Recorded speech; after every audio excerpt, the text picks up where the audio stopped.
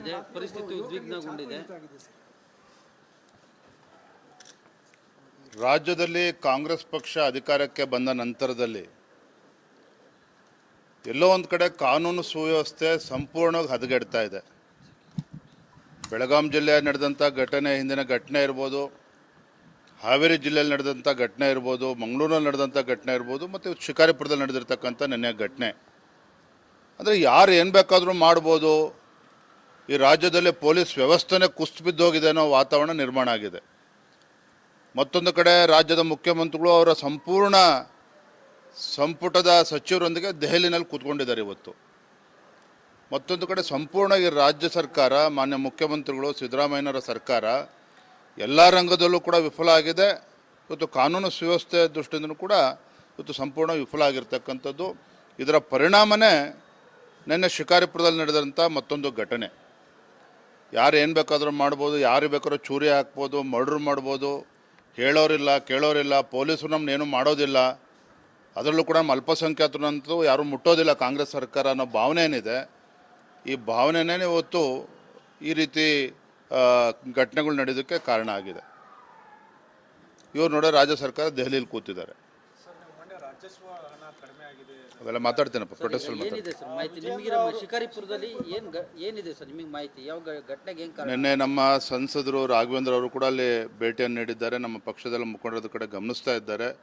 ಶಿಕಾರಿಪುರ ಜನತೆ, ನಮ್ಮ ಶಿಕಾರಿಪುರ ತಾಲೂಕಿನ ಜನತೆ ಎಲ್ಲರೂ ಕೂಡ ಒಂದು ಶಾಂತಿ ಸುವ್ಯವಸ್ಥೆನ ಕಾಪಾಡ್ಕೊಂಡು ಬಂದಿರತಕ್ಕಂಥವ್ರು.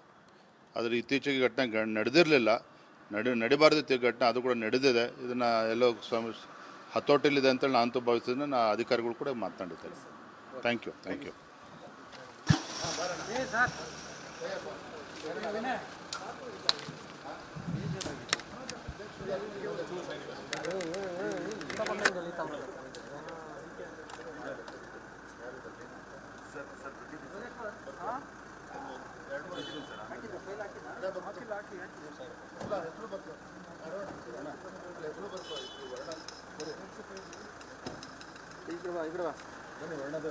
ಸರ್ಕಾರದ ವಿರುದ್ಧ ರಾಜ್ಯ ಕಾಂಗ್ರೆಸ್ ಸರ್ಕಾರ ಇವತ್ತು ದೆಹಲಿಯಲ್ಲಿ ಪ್ರತಿಭಟನೆಯನ್ನು ಮಾಡ್ತಾ ಇದೆ.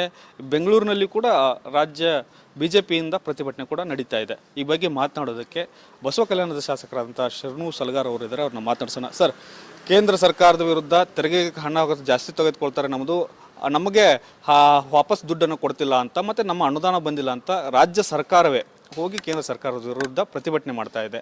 ತಮಗೆ ಹಾಗೆ ಅನಿಸುತ್ತಾ ಸರ್?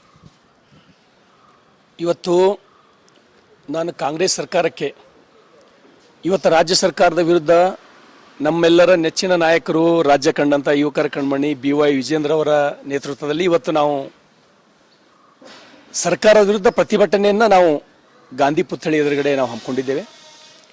ಇವತ್ತೇನು ಕಾಂಗ್ರೆಸ್ಸಿನ ಎಲ್ಲ ಮುಖ್ಯಮಂತ್ರಿಯೊಂದಿಗೆ ಎಲ್ಲ ಶಾಸಕರು ದೆಹಲಿಗೆ ಹೋಗಿ ನಮಗೆ ಅನುದಾನ ಕೊಡ್ತಾ ಇಲ್ಲ ಅಂತಕ್ಕಂಥದ್ರ ಬಗ್ಗೆ ಪ್ರತಿಭಟನೆಯನ್ನು ಮಾಡ್ತೀವಿ ಅಂಥೇಳಿ ನಾನು ಮಾಧ್ಯಮದ ಮುಖಾಂತರ ನನಗೆ ತಿಳಿದು ಬಂದಿದೆ.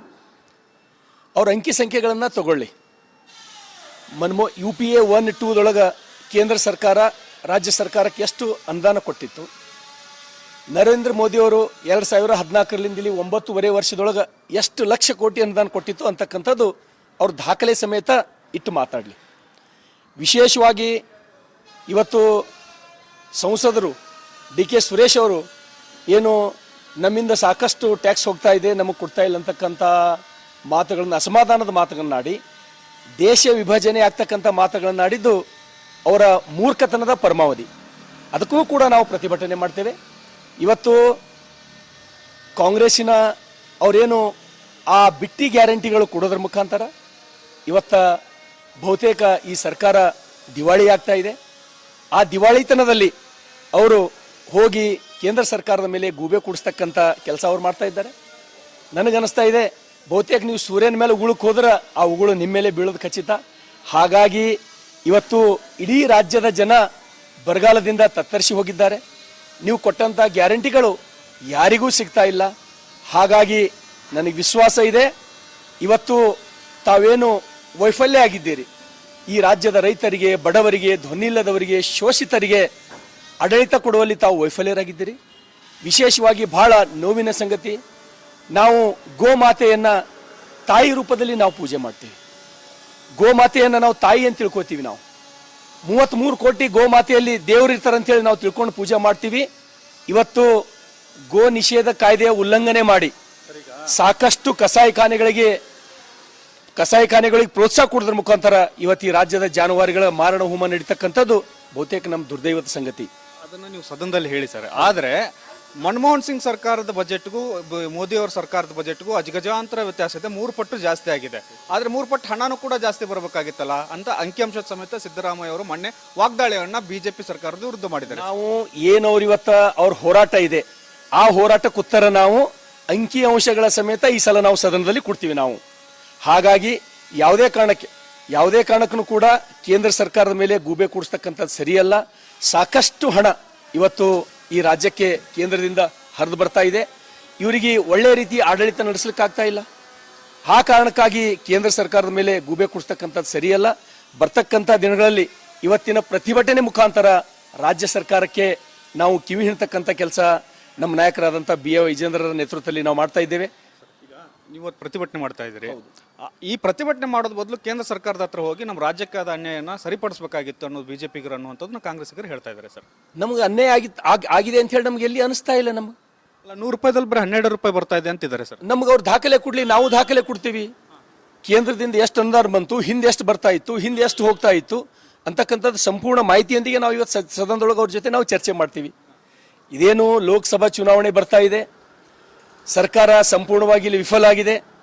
ಇವತ್ತೇನೋ ಜನರಿಗೆ ಒಂದು ತಪ್ಪು ದಾರಿಗೆ ಒಯ್ಯಬೇಕು, ಏನೋ ಒಂದು 4-6 ಸೀಟ್ಗಳು ಗೆದಿಬೇಕೇನೋ. ಯಾಕಂದ್ರೆ ನಾವು 28ಕ್ಕೆ 28 ರಾಜ್ಯಾಧ್ಯಕ್ಷರ ನೇತೃತ್ವದಲ್ಲಿ ನಾವು ಗೆಲ್ತೀವಿ.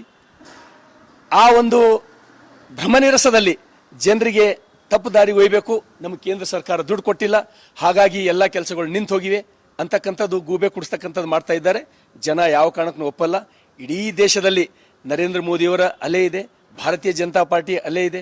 ವಿಶೇಷವಾಗಿ ನಮ್ಮ ನೂತನ ರಾಜ್ಯಾಧ್ಯಕ್ಷರ ಇವತ್ತು ಎಲ್ಲಿ ಹೋದಲ್ಲಿ 16,000 ಜನ. ಹಾಗಾಗಿ ನಮಗೆ 100ಕ್ಕೆ 100 ಭರವಸೆ ಇದೆ. ಈ ಕಾಂಗ್ರೆಸ್ನವ್ರು ಏನೇ ಮಾಡಿದ್ರು ಕೂಡ ಈ ಚುನಾವಣೆ ಮೇಲೆ ಇವತ್ತು ಮಲ್ಲಿಕಾರ್ಜುನ್ ಖರ್ಗೆ ಅವ್ರ ಬಾಯಲ್ಲಿ ಬರ್ತಾ ಇದೆ, ಈ ಸಲ 400ಕ್ಕಿಂತ ಹೆಚ್ಚಿಗೆ ಸೀಟ್ ಗೆಲ್ತೇವೆ ಅಂತಕ್ಕಂಥದ್ದು.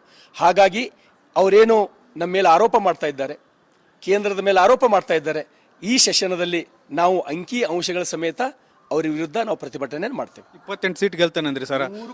ಆದರೆ ನಿಮ್ಮ ಸಂಸದರ ವಿರುದ್ಧ ನೀವೇ ಸಿಡಿತಾ ಇದ್ದೀರಿ. ಅವ್ರಿಗೆ ಟಿಕೆಟ್ ಕೊಡಿಸ್ತೀರಾ ಅಥವಾ ಬೇರೆಯವ್ರನ್ನ ಚೇಂಜ್ ಮಾಡಿಸ್ತೀರಾ? ಅದು ರಾಜ್ಯಾಧ್ಯಕ್ಷರು ಮತ್ತು ಪಾರ್ಲಿಮೆಂಟರಿ ಬೋರ್ಡ್ ಅದ ನಿರ್ಣಯ ತಗೊಳ್ತದೆ. ನಮ್ಮಲ್ಲಿ ಅವರೇ ಅಭ್ಯರ್ಥಿ ಆದ್ರೂ ಕೂಡ ಅಥವಾ ಪಕ್ಷ ಯಾರಿಗಾದ್ರೂ ಕೊಟ್ಟರು ಕೂಡ ನಾವು ಪ್ರಾಮಾಣಿಕವಾಗಿ 2 ಲಕ್ಷ ಮತಗಳ ಅಂತರದಿಂದ ನಾವು 100ಕ್ಕೆ 100 ಗೆಲ್ಲಿಸ್ತೀವಿ. ಯಾವುದೇ ಅಸಮಾಧಾನ ಇರಲ್ಲ ಸರ್ ಆ ಸಂದರ್ಭದಲ್ಲಿ? ಯಾವುದೇ ಅಸಮಾಧಾನ ಇರಲ್ಲ, 100ಕ್ಕೆ 100 ಯಾವುದೇ ಅಸಮಾಧಾನ ಇಲ್ಲ. ಈಗ ಯಾಕೆ ಅಸಮಾಧಾನ ಸರ್ ಅವ್ರಿಗೆ? ಏನೋ ಅಲ್ಪ ಸ್ವಲ್ಪ ಭಿನ್ನಾಭಿಪ್ರಾಯಗಳು, ಸಣ್ಣ ಪುಟ್ಟ ಭಿನ್ನಾಭಿಪ್ರಾಯಗಳು ಇರ್ತಾವ. ನಮ್ಮ ರಾಜ್ಯದ ಅಧ್ಯಕ್ಷರ ನೇತೃತ್ವದಲ್ಲಿ ಎಲ್ಲಾನು ಸರಿ ಹೋಗ್ತಾ ಇದೆ. ಹಾಗಾಗಿ ಈಗ ಯಾವುದೂ ತೊಂದರೆ ಇಲ್ಲ. Okay, thank you.